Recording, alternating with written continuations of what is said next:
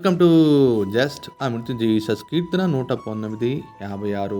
నీ ఉపదేశము అనుసరించి నడుచుకొనుచున్నాను, ఇదే నాకు వరముగా దయచేయబడి ఉన్నదంటూ కీర్తనకారుడు ఒక ప్రత్యేకమైన సందర్భాన్ని జ్ఞాపకం చేస్తూ ఉన్నాడు.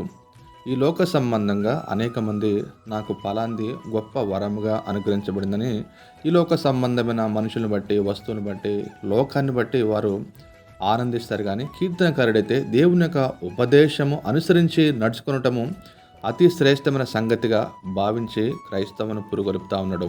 ఎందుకంటే దేవుని వాక్కుకు అనుగుణంగా వాక్యానుసారమైన జీవితము, ఈ జీవించే శక్తి దేవుని నుంచి పొందగల అన్ని దీవెనల కంటే గొప్ప దీవెన అంటూ కీర్తనకారుడు మనకు జ్ఞాపకం చేస్తూ ఉన్నాడు. అందుకే దావీదు 27వ కీర్తనలో యెహోవా యొద్ద ఒక వరం అడిగితిని, దానిని వెదుగుతున్నానంటూ దేవుని యొక్క ప్రసన్నత చూడాలని చెప్పి నిత్యము తృష్ణగొని ఉన్నాడు. అదేవిధంగా మోషే అల్ప పాప భోగములను అనుభవించిన కంటే దేవుని ప్రజలతో దేవుని యొక్క వాక్యానుసారంగా జీవించడం గొప్ప శ్రేష్టమైన సంగతిగా భావించాడు. అట్టి కృప దేవుడు మనకు అనుగ్రహించును గాక. ఆమేన్.